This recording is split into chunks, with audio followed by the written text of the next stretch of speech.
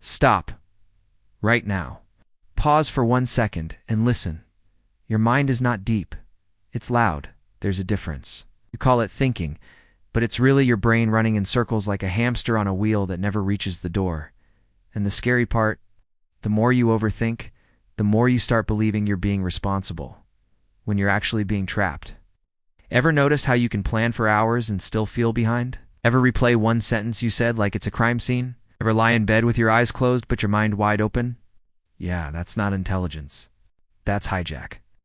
And today, on Inspire Path, we're going to cut the power to the noise forever with 5 simple steps that actually work. Overthinking doesn't start because you're weak. It starts because your system is miswired for modern life. Your brain was built to spot danger, not to scroll through infinite options, endless opinions, and 1,000 possible futures. So it scans, it predicts, it tries to control. When it can't control, it repeats.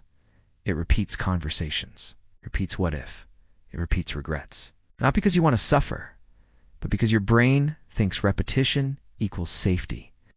But safety isn't found in replay. Safety is found in action. And the hard truth is this: the longer you stay in your head, the smaller your life becomes. You start avoiding decisions, avoiding people, avoiding chances. You don't lose because you failed. You lose because you delayed. You don't break because you tried. You break because you kept thinking about trying. So let's change the system. Not your personality, not your identity, the system. Step 1. Name the loop, then shrink it. Overthinking is powerful when it's vague. It's weak when it's specific. Most people say, I'm overthinking. That's like saying I'm sick. Okay, with what? The moment you name the loop, you reduce its size. Here's what you do. You catch the thought and label it in plain words. Not poetic, not dramatic. Simple. This is fear of judgment. This is perfectionism. This is uncertainty, intolerance. This is future tripping. Labeling creates distance. Psychology calls it affect labeling. And it works because the brain can't fully panic and fully categorize at the same time. It's like turning the lights on in a dark room. The monster doesn't disappear because you begged it to. It disappears because you finally saw it was a coat on a chair. So don't argue with your mind. Don't debate it. Don't negotiate. Just label, then shrink it with a timer. 10 minutes. That's it. You can overthink for 10 minutes, but not for 10 hours. Overthinking loves unlimited space. Give it a tiny box. Tell your brain you may worry until the timer ends. And when the timer ends, you move. Not because you feel ready. It's because you decided. You become the type of person who doesn't let thoughts vote forever. Now, the common mistake here is trying to stop thinking. It's impossible. The goal isn't to stop thoughts. The goal is to stop obeying every thought. Thoughts are suggestions. It's not commands. Your mind will offer you worst-case scenarios like a salesman who only sells disasters. You don't have to buy. Label, shrink, move, repeat, forever. Step 2. Replace what if with what now. Overthinking is time travel. Drags you into a future that hasn't happened, then punishes you for it. What if I fail? What if they judge me? What if I choose wrong? Your brain loves what if because it feels like preparation, but it's not preparation. It's imagination without control. Here's the switch. Every time you catch a what if, you answer with what now, not once. Every time. What now can I do in 2 minutes? Because action is the antidote to anxiety. You don't need a 10-step plan. You need a next step. 2 minutes is small enough that your brain can't make a horror movie out of it. 2 minutes is the door crack that lets light in. Let me make it practical. If you're overthinking a message, what now? Write the first draft. If you're overthinking a decision, what now? Write 2 options and 1 reason for each. If you're overthinking starting, what now? Open the document. Put the shoes on. Walk to the gym door. The brain doesn't calm down from reassurance. It calms down from evidence. Evidence comes from doing. Think of it like this. Your mind is a storm, and what if is you spinning in the wind, trying to predict the lightning. What now is building a roof. You don't need to control the weather. You need shelter. So build it 1 plank at a time. A misconception people have is that clarity comes first, then action. It's backwards. Action creates clarity. Movement gives feedback. Feedback gives confidence. Confidence gives calm. The person who waits to feel certain becomes a prisoner of uncertainty. The person who moves while uncertain becomes unstoppable. That's the identity shift. You become the type of person who can handle discomfort without spiraling. You become the person who does the next right thing. Step 3. Set decision rules, not endless debates. Overthinking is often just a decision with no rule. When there's no rule, you keep reviewing, like checking a locked door 20 times because you never trusted the lock. So we install rules. Simple ones. Here are a few that change everything. The 80/20 rule: if you have 80% of the information, decide. The coin flip clarity test: flip a coin for option A or B. Your reaction in that split second tells you what you actually want. The 2-sentence rule: if you can't explain your choice in 2 sentences, you're collecting opinions, not making a decision. And the deadline rule: every decision gets a deadline, even small ones. Because time pressure is not your enemy. Endless time is. Endless time invites rumination. Deadlines invite commitment. Let's talk about why this works. Your brain wants certainty. But certainty is expensive. It costs time, energy, and opportunity. And most of life doesn't require certainty. It requires direction. If you treat every choice like it's permanent, you'll freeze. But most choices are doors you can walk back through. You can change gyms. You can rewrite the script. You can learn a new skill. Overthinking pretends every move is a cliff. In reality, most moves are steps. So give yourself a rule. I decide with enough information, then I adjust with experience. That's maturity. That's power. That's the identity of someone who trusts themselves to figure it out, not someone who demands the universe guarantee it. The mistake here is trying to pick the perfect option. Perfection is not a destination. It's a delay tactic. The perfect option doesn't exist. There is only the option you commit to and make better. You don't find the right path. You build it. Inspire path isn't about waiting for the path to appear. It's about becoming the person who makes a path out of pressure. Step 4.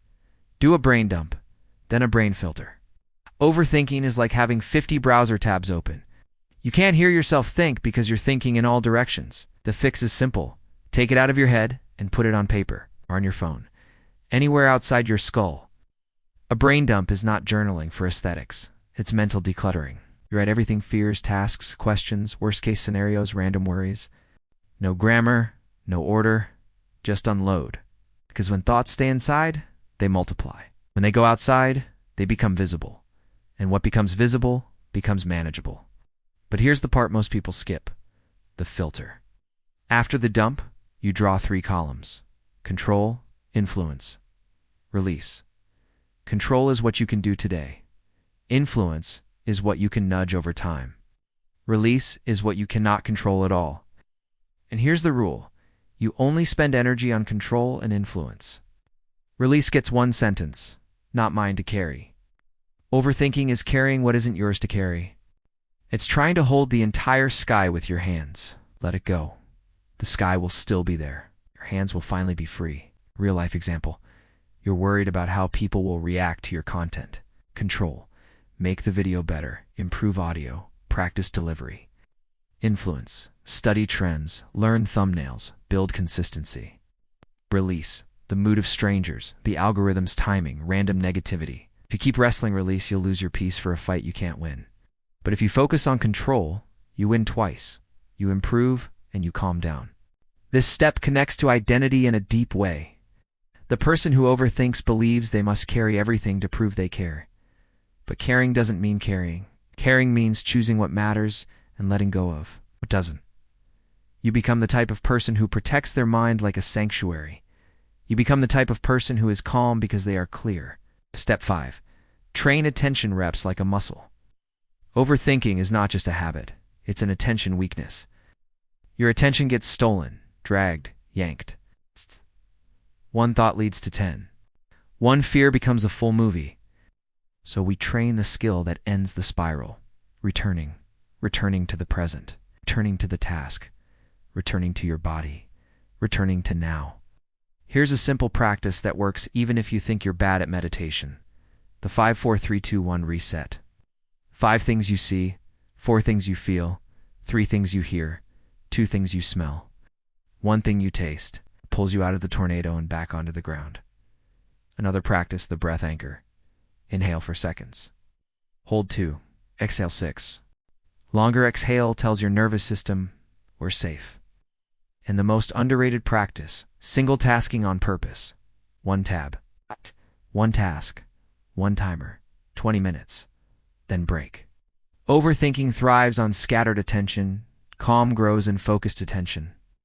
The misconception is thinking you need to eliminate triggers or live a stress-free life. No, you need to become resilient inside stress. Life will always send uncertainty. Your job is to build the skill to return, again and again. It's like the gym. You don't get strong by lifting once. You get strong by repeating the rep. Attention rep. Attention rep. Attention rep. Each time you return, you're telling your brain, I'm the driver, not the passenger. Now let me give you a quick story, because stories stick where advice slips. Imagine a man standing at the edge of a river at night. The water is loud, the current looks dangerous, he needs to cross, but he can't see the other side clearly. So he waits. He tries to calculate every rock, every ripple, every possible slip. Hours pass. The night gets colder. His feet get numb. And then he notices something. There's a small lantern in his bag. It doesn't light the whole river. It lights 1 step, 1 stone, 1 moment. He holds the lantern low, takes 1 careful step, then another. The river doesn't become less of a river. The darkness doesn't vanish, but he moves. And each step creates the next. That lantern is what now? That lantern is decision rules. That lantern is writing it down. That lantern is returning to the present.